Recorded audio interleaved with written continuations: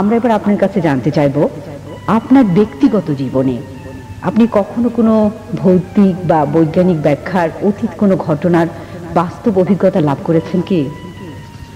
হ্যাঁ, এটা লোকে বিশ্বাস করবে না, কিন্তু আবার করেও। আজকাল অনেকেই আমাকে অতটা অবিশ্বাস করে না। আমার জীবনে কিন্তু এই ধরনের আধিভৌতিক অভিজ্ঞতা বেশ কয়েকটা ঘটেছে। বেশ কয়েকটা বলবো, বেশ কয়েকটা, অন্তত 3টি খুব প্রমিনেন্ট ঘটনা আছে। একটা আমার ছেলেবেলায় সে মেম সাহেবের পায়ের শব্দ, জুতোর শব্দ শুনতাম ছেলেবেলায়, অনেক দিন ধরে, সেটা প্রায় 8-10 বছর চলেছিল। আর একদিনের ঘটনা নয়, অনেক দিনই হতো। এটা রোজ হতো না, কিন্তু কিছুদিন পর পরই আমি সেই মেম সাহেবের পায়ের শব্দ শুনতে পেতাম। আমাদের বাড়িতে টেবিল আছে, পুরনো সাহেবের কাছ থেকে কেনা টেবিল। সেই টেবিলের চারদিকে পরিক্রমা করতো মেম সাহেবের হাই হিলের শব্দ।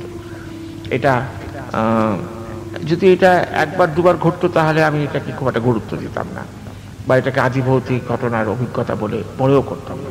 কিন্তু এটা একদিন দুদিনের ঘটনা নয়, এটা দীর্ঘ 7-8 বছর ধরে, 8 বছর 9 বছর, আমার ঠিক খেয়াল নেই, 8-10 বছর ধরে যে এই জিনিসটা কন্টিনিউ করেছে, সেটাই আমার কাছে খুব অবাক লাগে আর কি।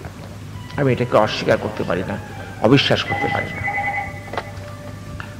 তারপরে হ্যাঁ, ফোনটা ধরে নাও। তারপরে প্রশ্নটা যেন কি ছিল?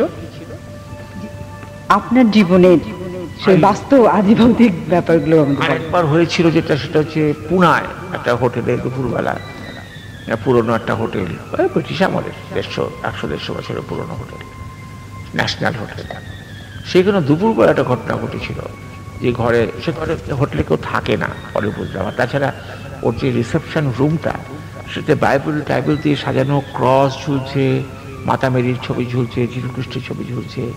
আমি তো অবাক হয়ে গেলাম, যেটা হোটেলের রিসেপশনে এত ধর্মগ্রন্থ কেন, আর এত ক্রস কেন, আর এত মাতা মেরির ছবি আর যীশুখ্রিস্টের ছবি কেন? পরবর্তীকালে বুঝলাম যে আসলে ওরা ওই স্পিরিটকে ঠেকাতে চাইছে, স্পিরিটকে ঠেকানোর জন্য সে আয়োজন করে রেখেছে। তো সেই হোটেলটা আমি সেই রাত্রেও ছিলাম না, সারাটা দিন ছিলাম, এবং বাইরেও বেরোতে হয়েছিল। তো সেইখানে যে ঘটনাটা ঘটলো, সেটা আমার জীবনের একটা মস্ত অভিজ্ঞতা। পরে এক ভদ্রলোক আমাকে বলেছিলেন যে তিনি ওই হোটেলে 20 বছর আগে ছিলেন এক রাত্রে, এবং তার ওই একই অভিজ্ঞতা হয়েছিল, আমার চেয়ে ভয়াবহ অভিজ্ঞতা হয়েছিল। তো সেটা আমি অস্বীকার করতে পারি না, কারণ আমার সাক্ষী আছে। তারপর তৃতীয়ত, আমরা যখন যাদবপুরে কালীবাড়ি লেনের একটা বাড়িতে ভাড়া ছিলাম, সেই সময় একটি মেয়ে, ওই বাড়িওয়ালার মেয়ে, সে আমাকে খুবই ভালোবাসত, দাদা বলে ডাকতো, এবং আমার এই পুজোর ফুল টুল সকালে তুলে দিয়ে যেত। আমি যখন প্রার্থনা করতাম তখন এসে প্রার্থনা। তো মেয়েটা একটু ডিফর্মিটি ছিল, পোলিও হয়ে ওর একটা পা হয়ে গেছিলো, একটা হাত কমজোরি হয়ে গেছিল। যুবতী মেয়ে, সে তখন ওই এমএ পাস টাস করে আবার নতুন করে ল্যাঙ্গুয়েজ শিখছে, ভালো মেয়ে ছিল। তো সেই মেয়েটির পারিবারিক গণ্ডগোলে বিয়ে হয়নি, বোধহয় একটা প্রেমের একটা বোধহয় ব্যর্থতা ছিল। তো সেই মেয়েটা গায়ে আগুন দিয়ে সুইসাইড করলো। এই সুইসাইড করলো পড়ে যাওয়ার পর তাকে হাসপাতালে দেওয়া হলো। সে 3-4 দিন বেঁচে ছিল। যেদিন সে মারা গেল, সেদিন থেকে আমাদের বাড়িতে প্রচন্ড ভৌতিক উপদ্রব শুরু হয়েছিল। শুধু আমার একার, আমি তো নিচের তলা থাকতাম, ওপরতলা বাড়িওয়ালা থাকতো, শুধু আমার বাড়িতে নয়, ওপরতলা তো এই ঘটনা, নানা রকম ঘটনা ঘটতে শুরু করলো। এবং এগুলো কি আমরা পরিবারে যতজন ছিলাম সবাই সাক্ষী, একজন নয়, আমরা সকলেই কিন্তু এই জিনিসগুলো এক্সপিরিয়েন্স, আমাদের অভিজ্ঞতা হয়েছিল। আমরা সাধারণত জানি যারা ভূত দেখে বা কোনো বাস্তব অভিজ্ঞতা আছে, তার একাই দেখে বা একাই শোনে, কিন্তু এই ক্ষেত্রে, আপনার ক্ষেত্রে দেখা যাচ্ছে তা ঘটছে না। আমার স্ত্রীকে যদি জিজ্ঞেস করো, আমার স্ত্রীও সাক্ষ্য দেবেন যে হ্যাঁ, ঘটনা ঘটেছে। সুতরাং হচ্ছে যে আমাদের প্রথমে যে ঘটনাটা ঘটলো সেটা বলি। আমি একটা কোণের ঘরে ছিলাম, ওই বাড়িটা অনেকগুলো ঘর ছিল, 5খানা ঘর ছিল। আমি একদম কোণের দিকে, উঠোনের দিকে একটা ঘরে শুতাম, পিছন দিকে। আর আমার স্ত্রী থাকতেন মাঝখানে ঘরে, মাঝখানে ঠাকুর ঘর, সামনের দিকে বসার ঘর। তো আমার প্রথম যেটা হলো, আমার ঘরে একটা লোহার চেয়ার ছিল, ফোল্ডিং চেয়ার। তো আমি রাত্রিবেলা শুয়েছি, ওই যেদিন মারা গেল সেদিন রাত্রিবেলার ঘটনা। আমি শুয়েছি, একটু ঘুম ঘুম ভাব এসছে, রাত তখন তো 12টা-13টা হবে, কারণ আমি তখন আনন্দবাজার পত্রিকায় নিউজে চাকরি করতাম। ফিরতে রাত হতো। তারপর রাত্রিবেলা খেয়ে দিয়ে যখন শুতে 11:30-12টা হয়ে যেত। শুয়েছি, শোয়ার পরে কিছুক্ষণ পরে ঘুম ঘুম চলে এসছে, তখন হঠাৎ শুনলাম আমার চেয়ারটা কেউ যেন তুলে ওপরে তুলে, লোহার চেয়ারটা ধাম করে বাড়িতে ফেললো। এত জোরে শব্দ হলো, বাড়িটা কেঁপে উঠলো। কে করবে বলো, অত অত জোরে একটা বিশাল শব্দ অত রাত্রিবেলা? আমার স্ত্রী ওই মাঝখানে ঘর থেকে শুনতে পেয়েছে, তিনি দৌড়ে এসছে। কি হয়েছে কি হয়েছে? তো উনি ভয় পাবেন বলে আমি বললাম, না কিছু হয়নি কিছু হয়নি। বলে তোমার ঘরে একটা বিশাল শব্দ হলো, লোহার চেয়ার পড়ার। হ্যাঁ শব্দ হলো, বোধহয় আমার পা লেগে গেছে। বলে পা লাগবে কি, তুমি যেখানে শুয়ে আছো সেখান থেকে চেয়ারটা অনেক দূরে। উনিও কিছু গেস করেছেন? হ্যাঁ উনি গেস করেছে। তো গেস করেছে, ভালোই গেস করেছে। তারপরে তো ওইটা তো প্রথম সূচনা, প্রথম ওই শুরু হলো।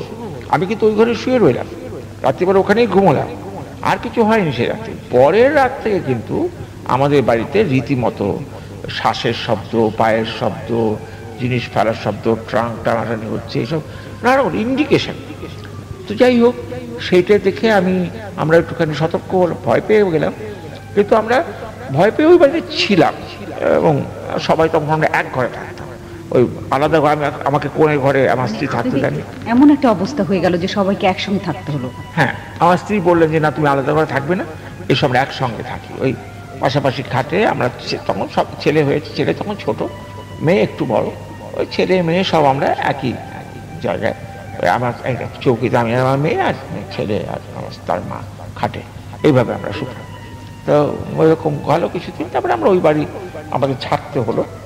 যাই হোক, সেসব অন্য ঘটনা। কিন্তু ঘটনাগুলো এমনই ঘটেছে যে আমি এই ব্যাপারের অস্তিত্বটাকে অস্বীকার করতে পারি না। আমি কিন্তু এই প্রশ্নটা জাস্ট আপনি সন্দেহ করে করেছিলাম, কিন্তু আমার খুব অবাক লাগছে যে আপনার জীবনে এতগুলো ঘটনা ঘটেছে। হ্যাঁ, আপনি আরেকটা প্রশ্ন ঠিক না, মানে আপনি সম্পর্কে বলবো যে আমি যতটুকু জানি বা শুনেছি যে আপনি অত্যন্ত মা ভক্ত একজন ছেলে, এবং মায়ের পূর্ণ আশীর্বাদ আপনার উপরে আছে। আর আপনিও মনে করেন যে আপনার মায়ের এই পূর্ণ আশীর্বাদের জন্যই আপনি আজকে এত দূর পর্যন্ত আসতে পেরেছেন, এবং মানুষের কাছে এত সুপরিচিত, এত প্রিয়, এত ব্যক্তিত্বপূর্ণ একজন মানুষ। তো আপনি মা সম্পর্কে একটু বলে আজকের আমাদের প্রশ্ন পর্বটা শেষ করব, আপনিও ব্যস্ত। হ্যাঁ, আশ্চর্যের বিষয় যে আমি নাস্তিক ছিলাম বটে, কিন্তু আমার মা খুব ধার্মিক ছিলেন। মা আশ্রমে মানুষ হয়েছেন, শারদেশ্বরী আশ্রম, ওই রামকৃষ্ণ মিশনের একটা ব্রাঞ্চ, সেখানে মাকে দেওয়া হয়েছিল। মা সেখানেই মানুষ হয়েছেন, লেখাপড়া করেছেন। এই মাকে আমি যখন ছেলেবেলা থেকে, আমার কনসাসনেস, আমার চৈতন্য আসার পর থেকেই আমার জীবনটা হচ্ছে মা কেন্দ্রিক। মা ছাড়া আমি কিচ্ছু বুঝি না। এই যে ছেলেবেলায় মায়ের কাছে দুপুরবেলা শুতাম, আর মা আমাকে কবিতা পড়ে শোনাতেন।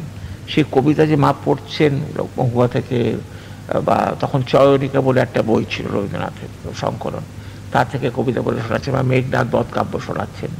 এগুলো সব আমি মার কাছ থেকে শুনে শুনে আমার মুখস্থের মতো হয়ে গিয়েছিল।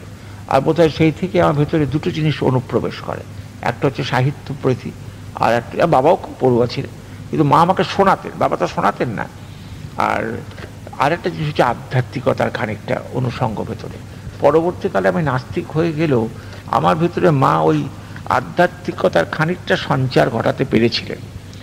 আর মাকে ছেড়ে আমাকে অবশ্য থাকতে হয়েছে, তার কারণ হচ্ছে আমাদের দেশ ভাগ হয়ে গেল, বাবার বদলির চাকরি, এসব নানান কারণে আমাকে হোস্টেলে বোর্ডিংয়ে দিতে হয়েছিল। সেখানে আমি পড়াশুনো করেছি বা বড় হয়েছি। মার কাছে থাকতে পারতাম না, কিন্তু আমি সবসময় মায়ের কথা ভাবতাম, আর মাও আমার কথা ভাবত। আর ছুটি পেলে মায়ের কাছে দৌড়তাম। তখন কি নেশা ছিল মায়ের প্রতি। তো তারপরে আমার মা তো চলে গেছেন, আমার পরিণত বয়সেই গেলেন। তো একটা জিনিস আমার মনে আছে, একটা ঘটনা বলে আমি বক্তব্য শেষ করি, যে মা যখন মারা গেলেন আমি তখন কলকাতায়।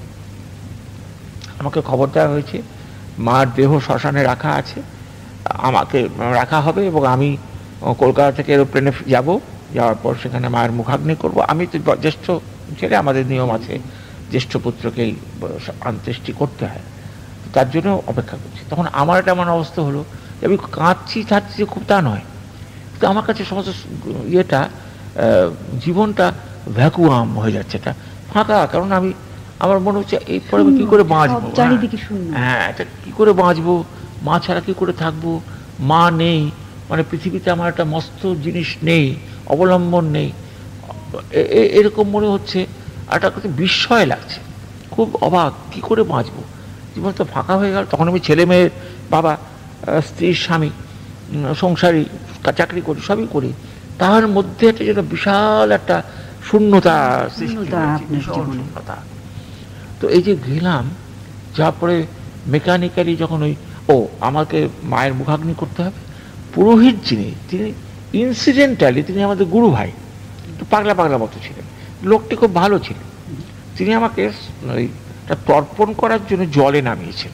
আমি জলের মধ্যে দাঁড়িয়ে আছি, আমার মুখ চোখ দেখে তিনি বোধহয় কিছু আন্দাজ করেছিলেন যে এ চেতনায় নেই, এ একটা অদ্ভুত জগতে আছে, মানে একটা শোকটা ঠিক এর প্রকাশ নেই, কিন্তু এর শোকটা একটা পাথরের মতো হয়ে গেছে। তিনি তখন আমাকে বলছেন যে শুনুন, আপনি ভাবছেন কেন যে আপনার মা মারা গেছেন? এটা ভাববেন না, আপনি দেখুন, চোখ বন্ধ করে দেখুন যে আপনার মা আপনার ঠাকুরের পায়ের কাছে বসে আছেন, শালঙ্কারা, এবং মা খুব রূপবতী, মাকে খুব সুন্দর দেখাচ্ছে। আপনি দেখুন তো, আশ্চর্যের বিষয়, ইট ওয়াজ অটো সাজেশন, এটা একটা ম্যাজিক্যাল ব্যাপার। কি বলবো তোমাদের কাছে, আমি বলতে আমার এখনো গায়ের লোম দাঁড়িয়ে যায় যে আমি চোখ বুঝেই ধ্যানস্থ হতেই আমি দেখলাম আমার আজ্ঞা চক্রে, এই দুই ভ্রুর মাঝখানে, এটা হচ্ছে আজ্ঞা চক্র।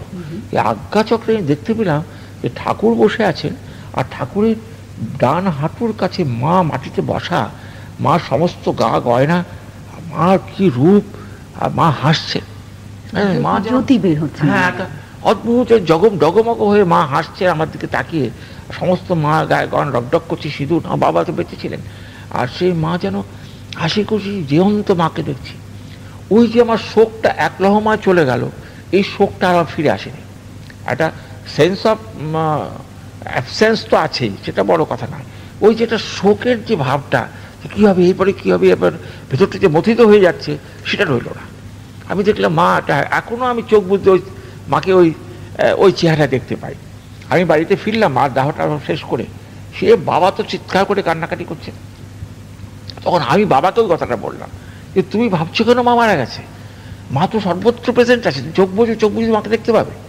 তো বাবা কিন্তু আমার ওই কথায় বাবাও কিন্তু জোর পেলেন, বাবা কান্না বন্ধ করলেন, সবার মধ্যে সম্মোহিত হয়ে গেল যে মা যেন আছেন আমাদের ভেতর, মা কোথায় যাবেন। আর আসলে দেখো, মানুষের শরীরটা তো যায়, কিন্তু মানুষ বেঁচে থাকে, মননে থাকে, স্মৃতিতে থাকে, রিক্যাপিচুলেশনে থাকে, নানান অনুষঙ্গে মানুষ বেঁচে থাকে। প্রিয়জনের কাছে মানুষ কিন্তু মরার পরও অনেক দিন বেঁচে থাকে। আমার মাও এরকম আমার জীবনে কিন্তু এখনো বেঁচে আছেন আমার মনে হয়। শীর্ষেন্দু মুখোপাধ্যায় দা, এরপরে আর আমার কোনো প্রশ্ন থাকতে পারে না। তো আপনার এই যে সান্নিধ্যটা পেলাম, আপনার সঙ্গে কথা বললাম সরাসরি, এটা খুব ভালো লাগছে। আমাদের এখানে যত শ্রোতা দর্শক, যত আমাদের বাঙালি সমাজে সবাই আছে, সবার পক্ষ থেকে আপনাকে অনেক অনেক ধন্যবাদ।